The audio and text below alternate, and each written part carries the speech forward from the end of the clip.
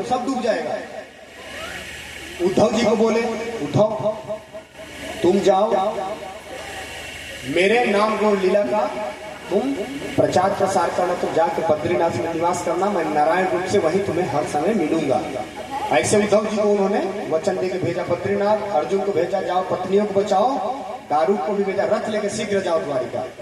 और भगवान इधर क्या हुआ, जितने देवता लोग थे सब इंतजार कर रहे हैं कि भगवान कैसे जाते हैं अपने धाम को छोड़ के। जितने ब्रह्मा जी, इंद्र जी, शंकर जी, सब लोग आसमान में फूल, घड़ियाल, घंटी, ढोलक, मजीरे लेके खड़े, भगवान अपने धाम को जा रहे, स्वागत करो।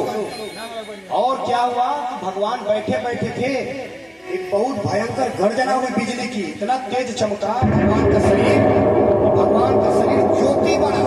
वही ज्योति जो है बिजली के स्वरूप में चमकते हुए आया। और इधर व्यास जी ने जो ग्रंथ की रचना की थी, भागवत कर रहे थे, इसी में आके वह ज्योति समा गया। इसीलिए कहा जाता है भागवत में कोई लिखे पढ़े कथे कहानी नहीं है, साक्षात भगवान कृष्ण की प्राण ज्योति ही आके इस भागवत में समाई है। इसलिए उनका वांग्मय, उनका छाया ही प्रतिछाया भागवत है। अब उधर अर्जुन गए, जितने पत्नियों को लेकर के जा रहे थे तो बीच में कुल भी उन्होंने छीन लिया। अर्जुन की सारी बल गायब, क्योंकि प्रभु जब तक थे अर्जुन के गांडीव में धनुष बाण में बल था। जैसे प्रभु गए, सबई बलम बलिनाम चापरे शाम, सबको बल प्रदान करने वाले जब अंतर ध्यान हो गए तो अर्जुन के बल निर्बल हो गया। सभी पत्नियों को कुल भी उन्होंने हरण कर लिया। अर्जुन रोते हुए अपने हस्तिनापुर को गए और जाके जैसे भाइयों को सूचना दिए तो माता तुरंत कुंती वही प्राण त्याग दी, भाई और उनके साथ स्वर्ग गए। ये कथा पूर्व में बता चुका हूँ। अब उद्धव जी चले गए बद्रीनाथ। अब क्या हुआ, भगवान जब चले गए तो भगवान की कथा सुना के सुखदेव जी ने परीक्षित से कहा, परीक्षित हमने तुम्हें 9 दिनों तक कथा सुनाई, आपको बताओ अभी भी तुम्हें मरने का भय है? तो परीक्षित जी ने कहा, महाराज अब मुझे कोई भय नहीं रहा, क्योंकि हमें जीवन मृत्यु जीव जगत माया का बोध हो चुका है। भगवान ने अर्जुन को गीता सुनाया तो अंतिम श्लोक भगवान ने पूछा, अर्जुन समझ में आई? तो अर्जुन ने कहा, हाँ प्रभु। तो क्या समझ में आई? नष्टो मोहा स्मृति लब्ध्वा, प्रभु मुझे मेरी स्मृति जागृत हो गई है। क्या? मैं ये न शरीर हूँ न संसार हूँ, मैं एक जीवात्मा हूँ, आप मेरे परमात्मा हैं, मैं आपका अंश हूँ, मैं अंशी हूँ, आप अंश, मैं आप में ही मिलूंगा। अर्जुन को यही ना 18वें अध्याय में है अंतिम श्लोक, नष्टो मोहा स्मृति लब्ध्वा। गीता सुनाने के बाद अर्जुन को यही प्राप्त हुआ स्मृति।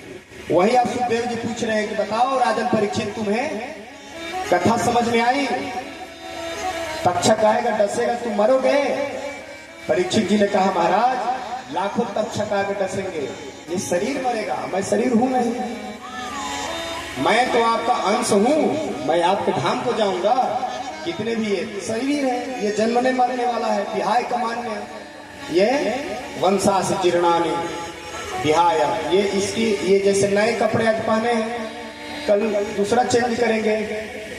इसलिए भगवान गीता में बोले हैं, देहिनो अस्मिता देहे कौमारम यौवनम जरा तथा देहांतर प्राप्ति धिस्तत्र मुह्यन्ति। जिस प्रकार आज एक कौमारे हैं, बालक हैं, कल जवान होंगे, परसों बूढ़ा होंगे और नरसों मर के अगला शरीर, उसी प्रकार हम आज इस शरीर में हैं, बदलेंगे कल दूसरे शरीर में जाएंगे, दूसरे लोक में जाएंगे।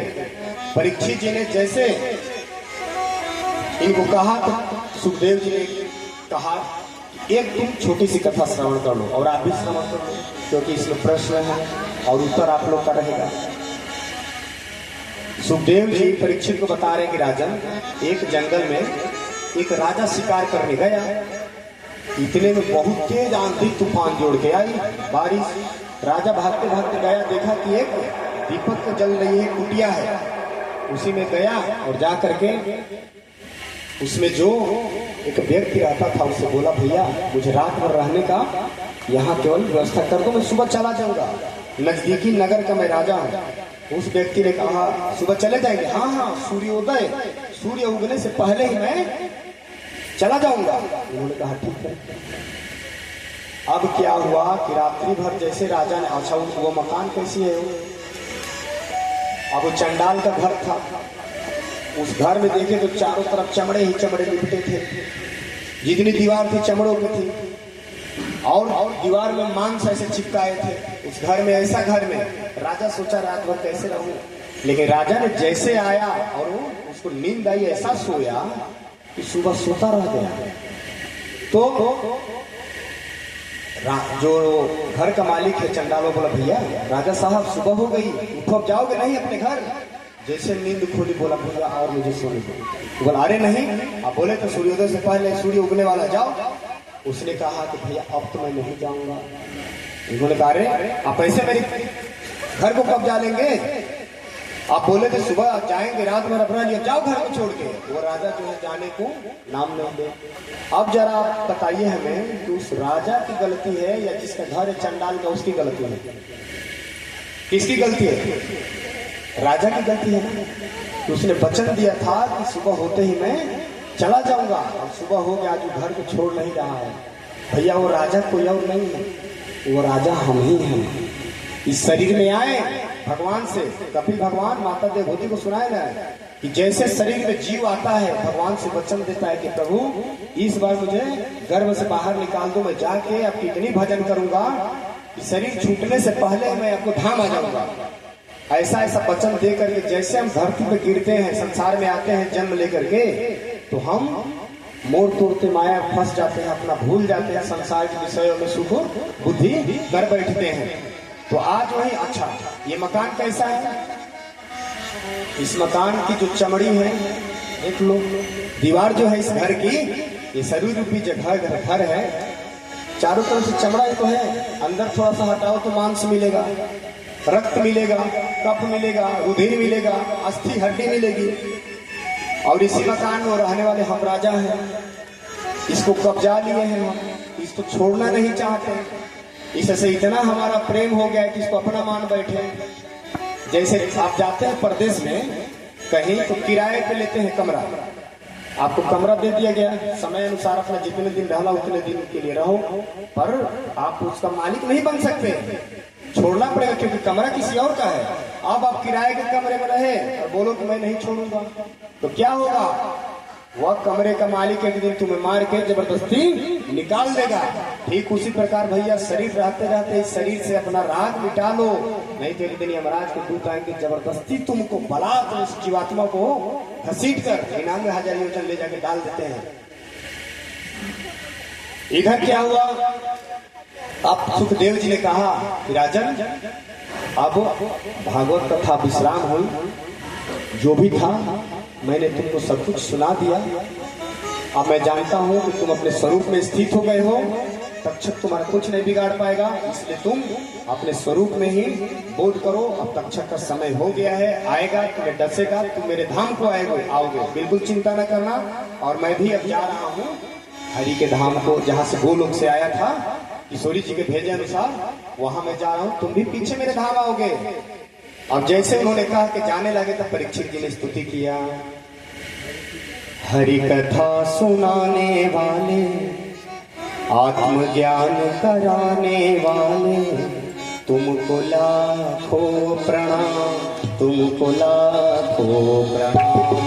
हरि कथा सुनाने वाले, कथा सुनाने वाले, तुमको लाखों प्रणाम, तुमको लाखों प्रणाम। हरि की कथा सुनाने वाले, आत्मज्ञान कराने वाले, तुमको लाखों प्रणाम, तुमको लाखों प्रणाम, तुमको लाखों प्रणाम, तुमको लाखों प्रणाम।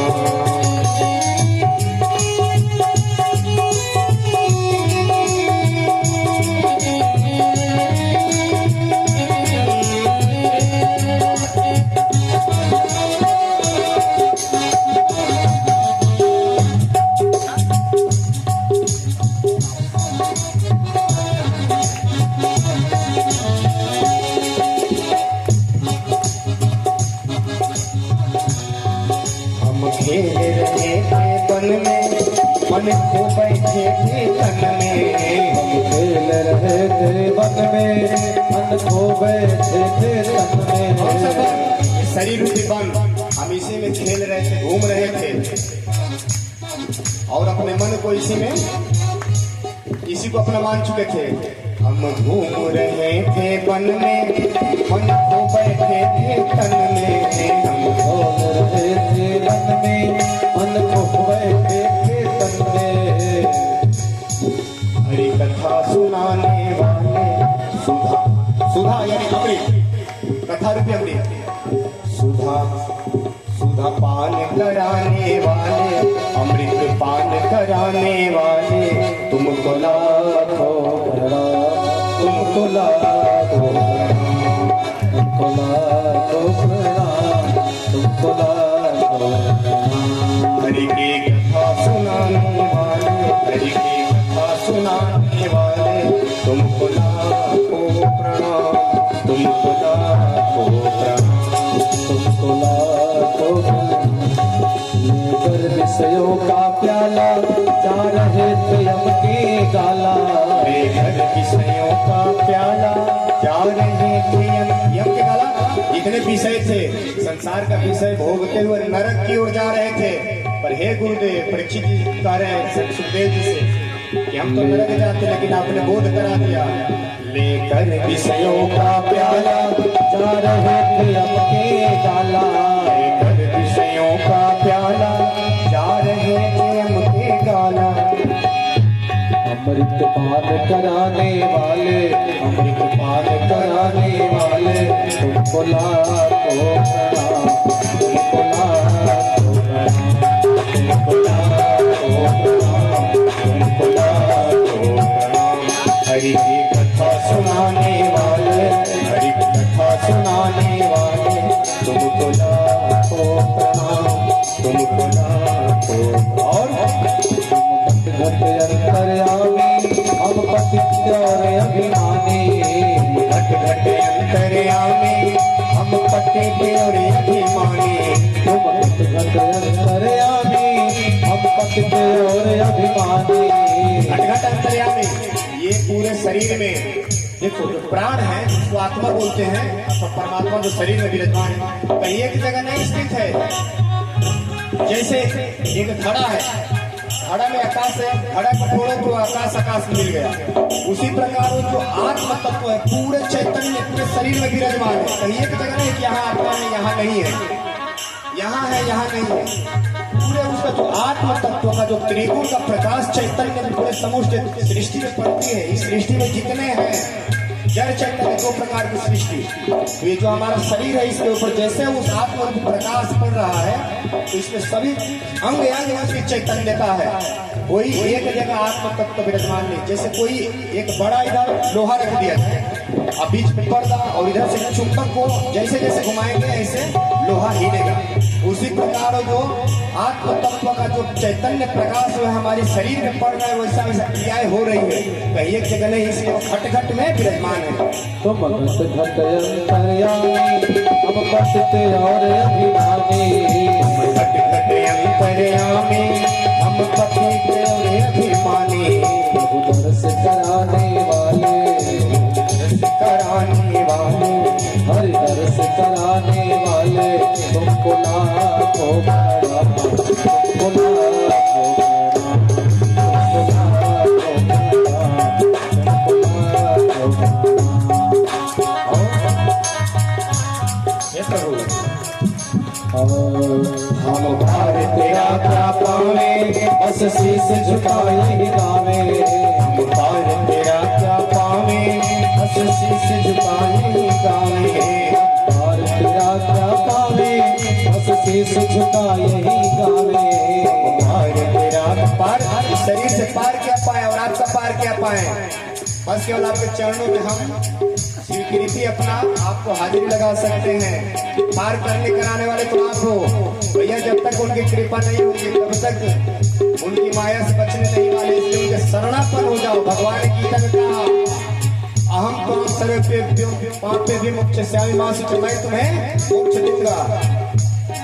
हम पार तेरा क्या पावे, बस शीश झुकाए गावे, पार तेरा क्या पावे, बस शीश झुकाए गावे।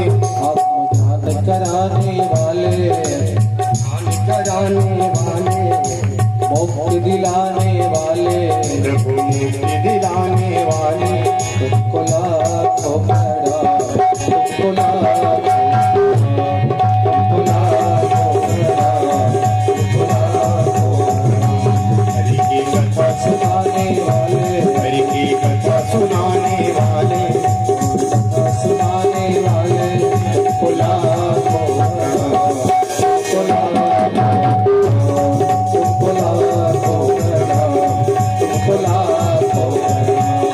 तुमको लाखों प्रणाम, तुमको लाखों प्रणाम, तुमको लाखों प्रणाम, तुमको लाखों प्रणाम, तुमको लाखों प्रणाम।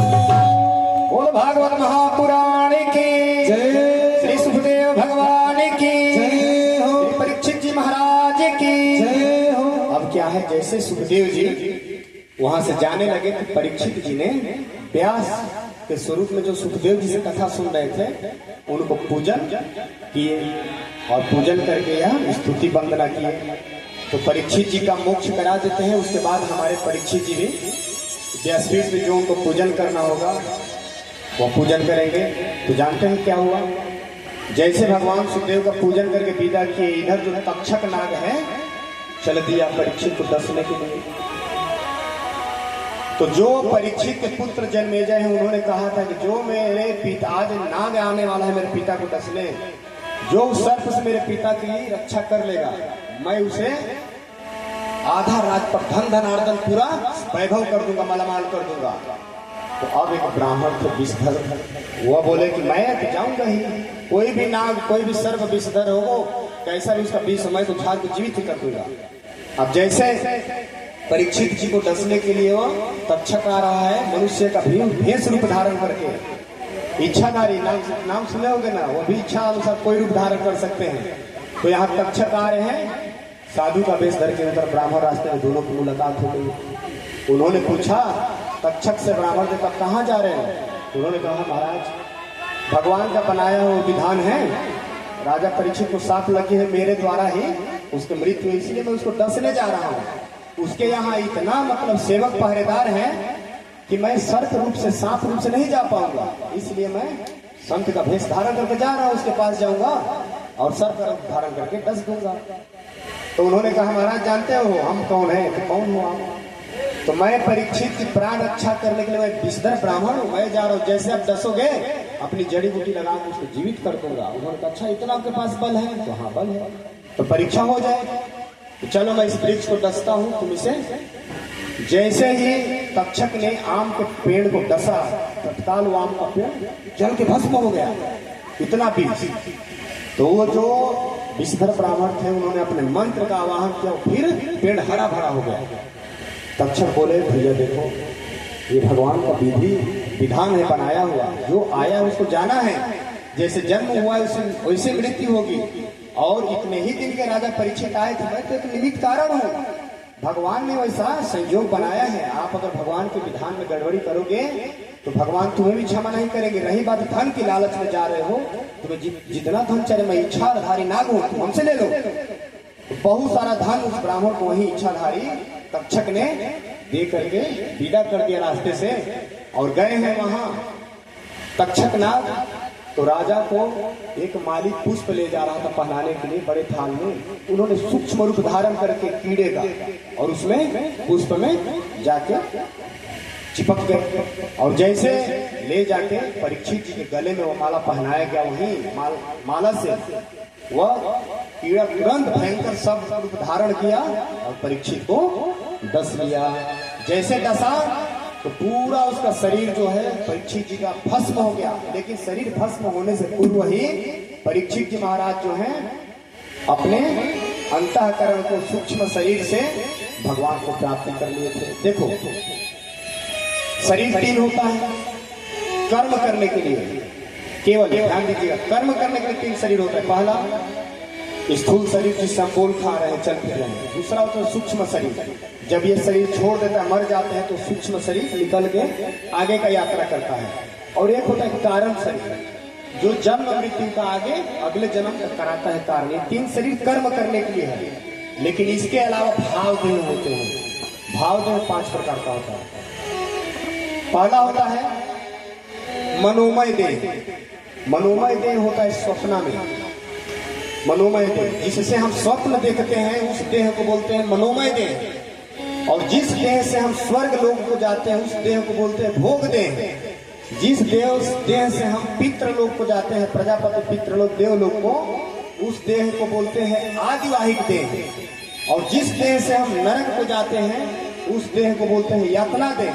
और जिस देह से हम भगवान के धाम को जाते हैं अथवा उनके लीला में जाते हैं, उस देह को बोलते हैं भाव देह। तो आज परीक्षित जी भाव देह से भगवान के धाम चले गए हैं सूक्ष्म रूप से। उनका केवल स्थूल शरीर बचा था, सर्प ने उसी को डसा और उनका प्राण हो गया।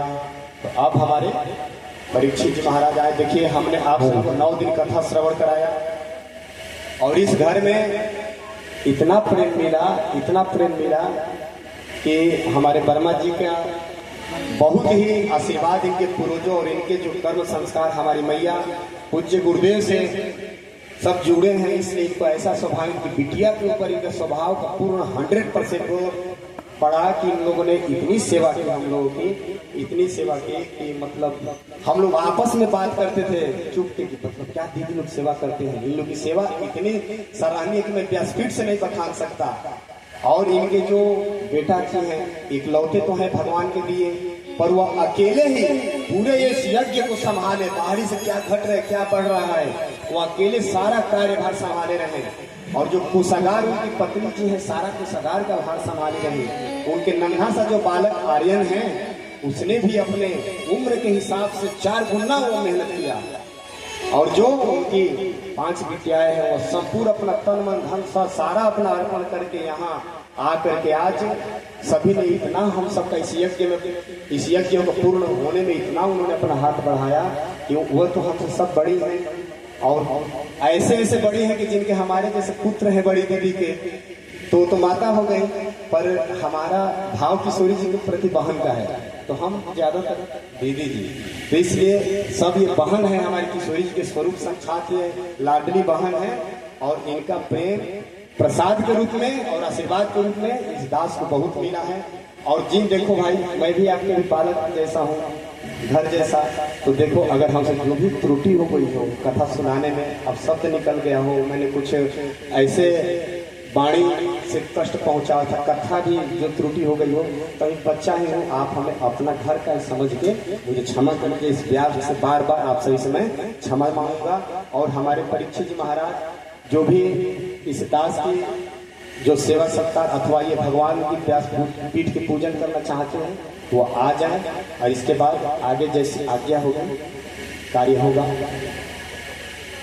और एक और चीज, यहाँ इस कथा मंच पे यहाँ हम आए इनके माध्यम से, आचार्य जी के माध्यम से, जो कि ये शायद इस क्षेत्र में हमेशा आते हैं, लेकिन हमारा इनसे मित्रता 2011-12 की है, बहुत पुरानी मित्रता है। तो हमारे जो सिंदूरिया गायत्री शक्तिपीठ के जो लेखपाल साहब हैं, उनके सनीपे में बहुत बार आ चुके हैं। लेखपाल साहब इनसे कहे होंगे, निमित्त कारण ये बन गए, भैया अब हमें बोले कि महाराज जी चलना है भागवत करने के लिए वहाँ। तो हमने कहा ठीक है, और बस हम चित्रकूट से डायरेक्ट यहाँ पधार है, भैया भी आ गए सबका। और ये उनके बगल में जो हमारे ये आचार्य जी तबला बजा रहे हैं, ये मृत्युंजय भारद्वाज जी जो बनारस से हैं, इनका अभी अध्ययन भी चल रहा है तबले से। और हमारे आचार्य के रूप में जो आप सभी लोग को यज्ञ का पूजन करें, पन्नालाल भैया, मृत्युंजय भैया, और जो उधर हमारे आचार्य जी जो हैं सत्यम शुक्ला जी, वह पूरे वेदाचार्य हैं, उनको संपूर्ण वेद का अध्ययन अथवा बड़े बड़े कर्मकांड यज्ञ कराना अथवा कथा भागवत संपूर्ण, और संगीत भी सब यहाँ पे लगभग सर्वगुण संपन्न ही है। आचार्य जी के अंदर गायन वादन से लेकर पूजा पाठ कथा सब आती है, ये भी है इनके अंदर सर्वगुण संपन्न। और आचार्य जी सर्वगुण संपन्न, माटी का मटुकड़ा मैं बना जैसा हूँ, क्षमा करिएगा, और आके सभी का सम्मानित करेंगे। और जो आपको आगे की व्यवस्था हुई हो, आप अपना पूजन करेंगे।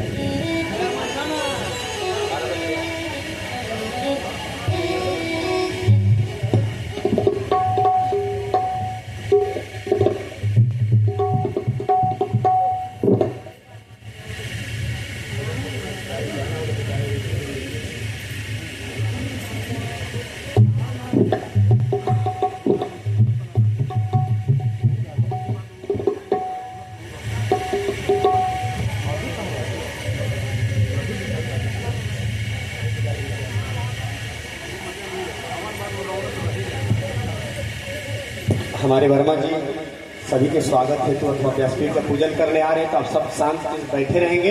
अपने श्रद्धानुसार ये विदाई हम लोग कर रहे हैं। आप लोग बस इतना ही कीजिएगा, तो खूब आशीर्वाद प्रेम बनाए रखिएगा और जोरदार तालियों से इनका स्वागत करिएगा। लाइट नहीं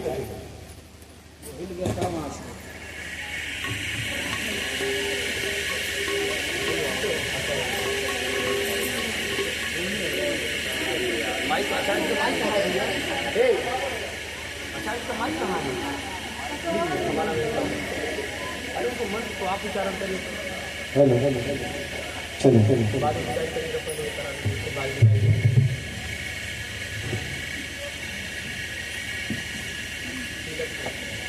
चंदन तिलक लगा देंगे और जो भी लघु दक्षिणा समर्पित करना चाहते हैं आप आचार्य जी को समर्पित करेंगे।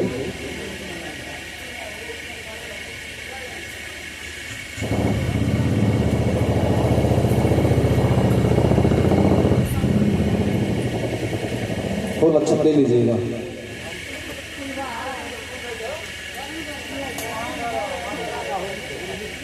चलिए फूल अच्छा ले लीजिए। हाँ ओम व्यासाय विष्णुरूपाय व्यासरूपाय विष्णवे नमो वै ब्रह्मनिधये वासिष्ठाय नमो नमः। नमोऽस्तु ते व्यासविशालबुद्धे पुल्लारविन्दाय तपत्रनेत्र येन त्वया भारततैलपूर्णः प्रज्वालितो ज्ञानमयः प्रदीपः। शांति कर दे यहाँ पर। ओम देवकृन्दनाय विद्महे वासुदेवाय धीमहि तन्नो कृष्णः प्रचोदयात्। शांति कर दे। हाँ जो कुछ भी हो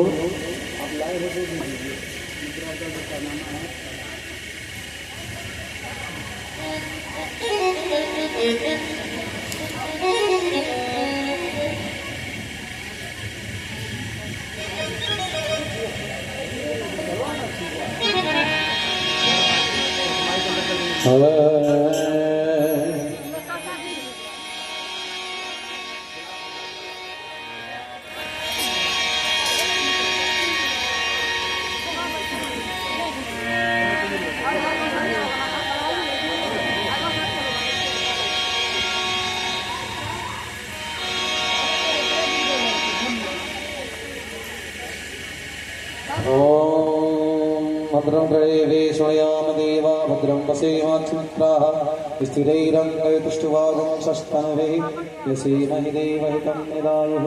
सर्वमङ्गलमङ्गल्ये शिवे सर्वार्थसाधिके शरण्ये त्र्यम्बके गौरी नारायणी नमस्ते। ओम यज्ञेन यज्ञमय जन्तदेवा तान्ध्रमार्गत्वाना सहतेह नामकं महिमानः सन्त्रबुद्ध्वे साध्याः सन्ति देवाः।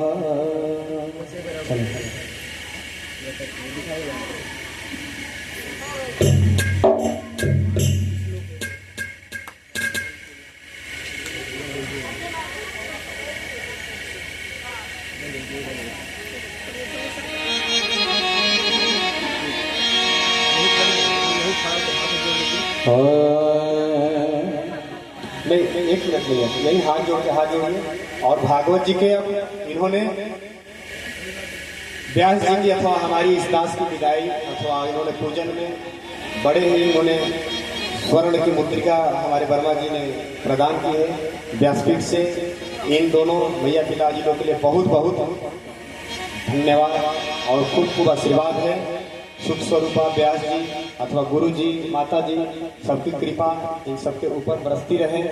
और भागवत जी के जो 18,000 श्लोक सबसे अंतिमवा श्लोक है, सभी लोग मेरे पीछे पीछे एक बार बोलेंगे एक साथ, ठीक है? हाथ जोड़ लेंगे और आंख बंद करके सभी लोग इसको बोलेंगे। नाम संकीर्तनम यस्य नाम संकीर्तनम यस्य सर्व पाप प्रणाशनम प्रणामो दुख समनस्तम नमामि हरिं परम नाम संकीर्तनम यस्य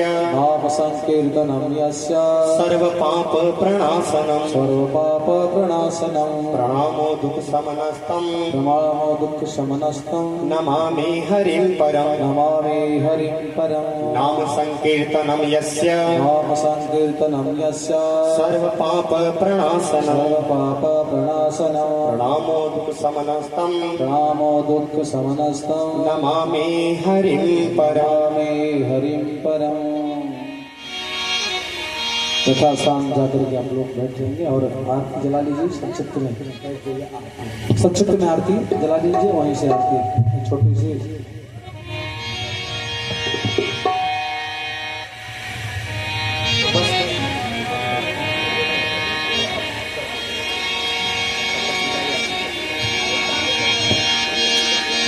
जाग भरी तेरी आंखें जिधर गई, जादू भरी तेरी आंखें जिधर गई, जादू भरी तेरी आंखें जिधर गई, जादू भरी तेरी आंखें जिधर गई।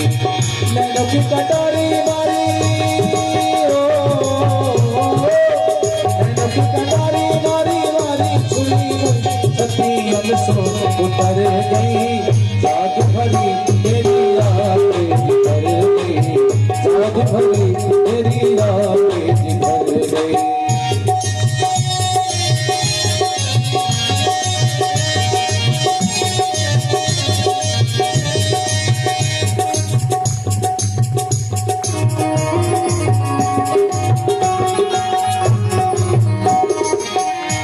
ओ प्रेम की लड़िया रीत दो,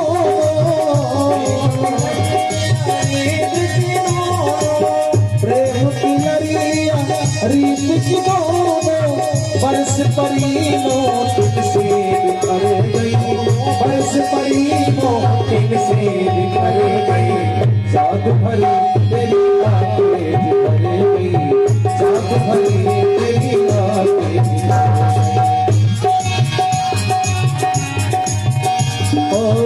अब पल पल के करते नहीं जारो, करते नहीं जारो, छिन छोड़त जनो, छिन छोड़त जनो जान निकर गई, छिन छोड़त जनो जान निकर गई, जात भरी तेरी आंखें जिधर गई, जात भरी तेरी आंखें जिधर गई।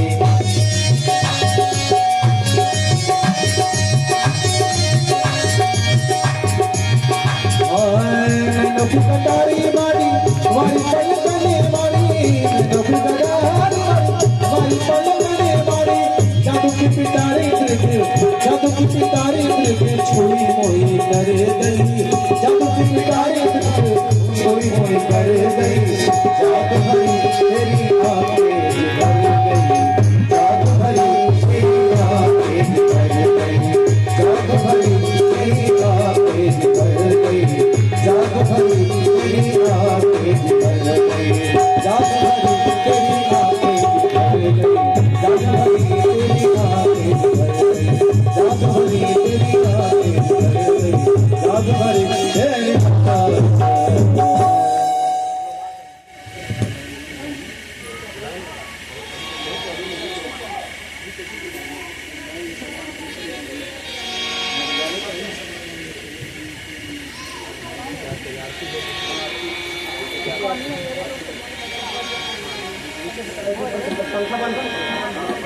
पंखा बंद कर दीजिए तो रुक जाएगी।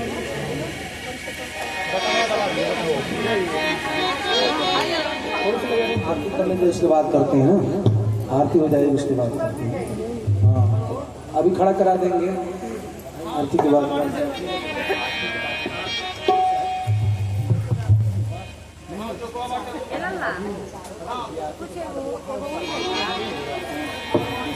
ये भागवत भगवान की आरती हो जाए उसके बाद फिर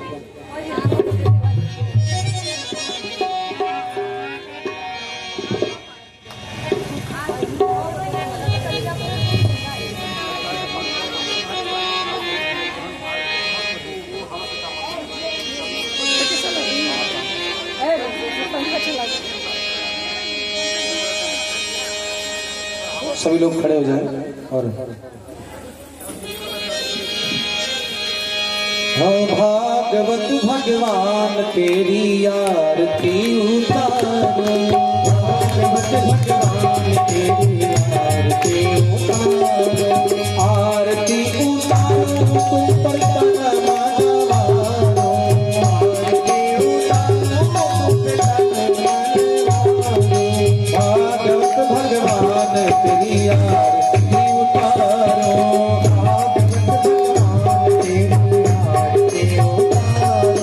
गौरा गणेश जी के गंगा महारानी के, गौरा गणेश जी के गंगा महारानी के, नंदी महाराज कैलाश राजधानी के, नंदी महाराज कैलाश राजधानी के, गौरा गणेश जी के गंगा महारानी के, नंदी महाराज कैलाश राजधानी के, हे भोले बाबा तेरी आरती उतारो, हे भोले बाबा तेरी आरती उतारो, वैष्णव भवानी जी की तारा चंडी माई के, वैष्णव भवानी जी की तारा चंडी माई के, हरिया में घियना के दिया नजराई के, हरिया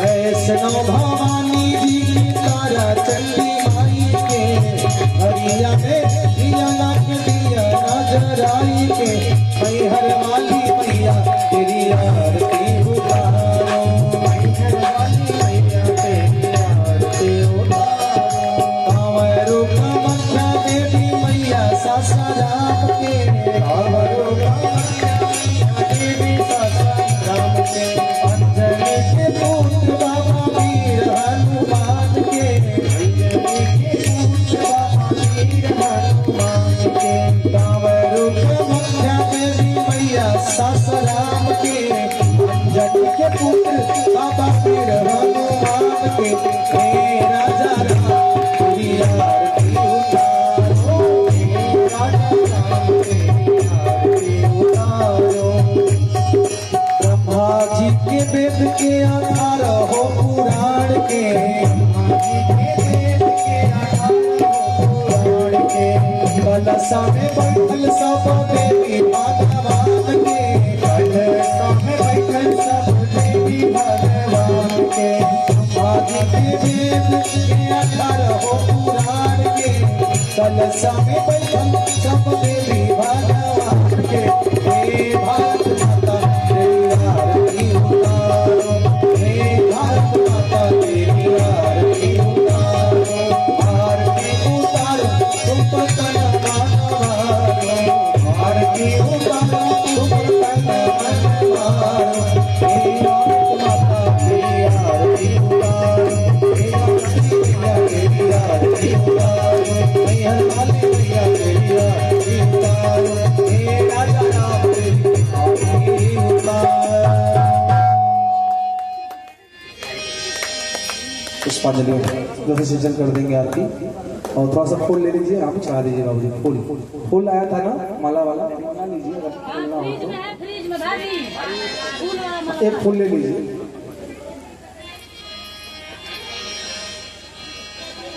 थोड़ा सा ओम स्तुतामया वरदा वेद माता प्रचोदयन्तं पावमानि विजानां मायुः प्राणं प्रजापसं कृतिन्द्रवीरं ब्रह्मवत्सं मह्यं दत्तावत् ब्रह्मलोकम्। चले ओम पुष्पांजलि अर्पित कर दीजिए, यहाँ पर फूल ले लीजिए, यहाँ पर अर्पित कर दीजिए। ओम यज्ञेन यज्ञमय जंत देवा तानि धर्माणि प्रथमाना सहते हनाकं महिमानः सचन्द्रदेवे साध्या सन्ति देवाः। ओम मंत्र पुष्पांजलिं समर्पयामि।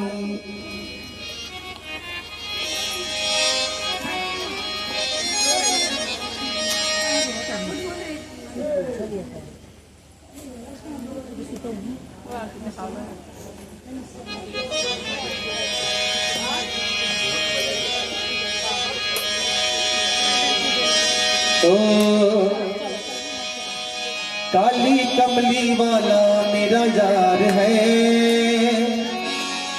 मेरे मन का मोहन तू दिलदार है हो काली कमली वाला मेरा यार है मेरे मन का मोहन तू दिलदार है हो काली कमली वाला मेरा यार है मेरे मन का मोहन तू दिलदार है ओ मेरा यार है मेरा दिलदार है मेरा यार है मेरा दिलदार है ओए ओए ओए काली कमली वाला मेरा यार है मेरे मन का मोहन तू दिलदार है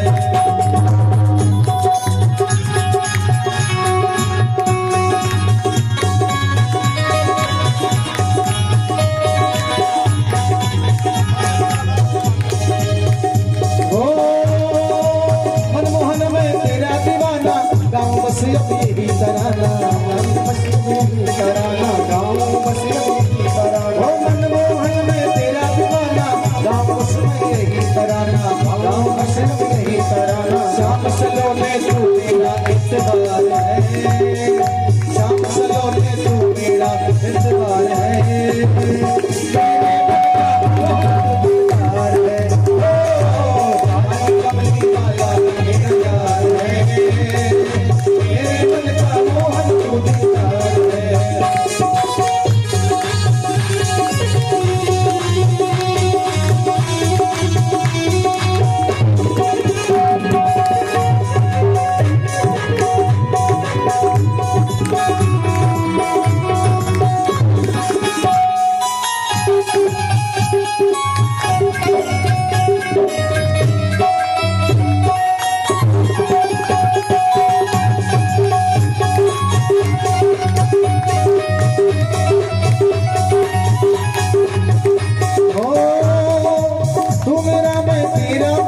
तेरे सहारे जीवन तेरे सहारे ये जीवन तेरे सहारे तू मेरा मैं तेरा प्यारे ये जीवन अब तेरे सहारे ये जीवन तेरे सहारे तेरे हाथ इस जीवन की पतवार है तेरे हाथ इस जीवन की पतवार है तेरे मन का बहुत विकार है ओ काली कमली वाला मेरा यार है तेरे मन का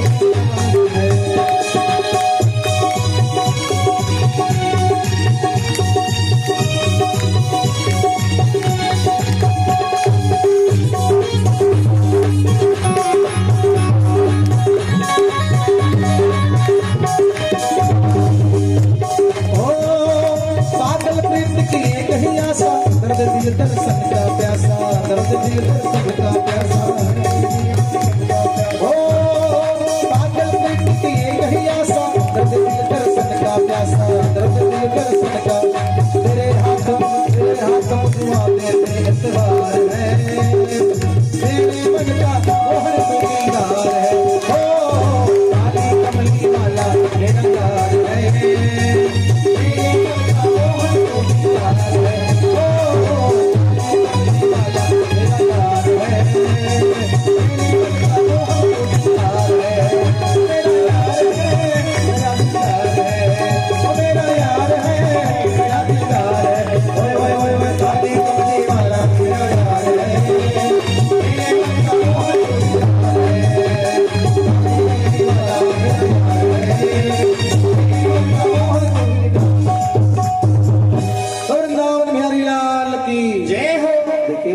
काफी ज्यादा टाइम हो चुका है तो अभी आगे बहुत काम है अब जो है देखिए आप लोग आरती बारी बारी से ले लीजिए शांत अपना उचित स्थान लेकर यहीं बैठे रहेंगे क्योंकि हमारे जो वर्मा जी तुलादान सैयादान बहुत इन्होंने इस यज्ञ में पूरा अपना इनका जितना हो सका उतने ये खुल के दिल खुल के यज्ञ कर रहे हैं तो ये सारा अभी होगा आपके सामने ज़्यादा समय नहीं अभी तत्काल ये सभी सेवा प्रारंभ हो जाएंगी और हम यहाँ जिनके माध्यम से आए जो हमारे पिता तुल्य हमारे माननीय प्रज्ञा पुत्र गुरु जी के परम लाडले गायत्री माता के परम लाडले माननीय लेखपाल साहब समस्त अपने प्रज्ञा पुत्रों के साथ यहाँ विराजमान हो चुके हैं उन्हीं के सानिध्य में होगा अवदास को उन्होंने तो सुन नहीं पाया, पर हम उनके सुनाने लायक भी नहीं है क्योंकि तो हम बच्चे हैं, हम क्या अपने पिता को सुना पाए।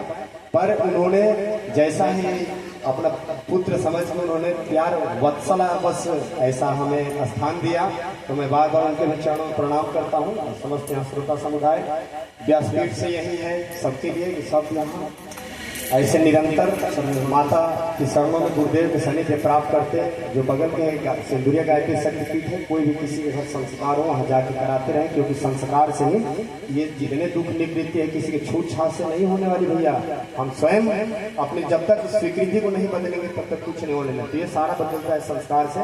इसलिए आप लोग जरूर ऐसा सानिध्य में जाइए कि गायत्री माता गुरुदेव एवं जितने प्रज्ञा पुत्र हैं जरूर उनसे आपकी निवारण होगी।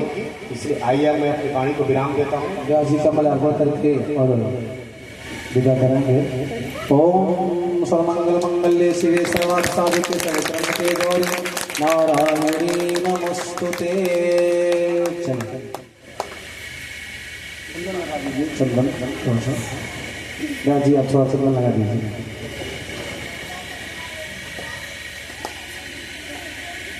ओम गंधर्वाराम पुष्टां प्रेषयति सर्वभूतानां कामे भोक्तः भवे श्रियम्।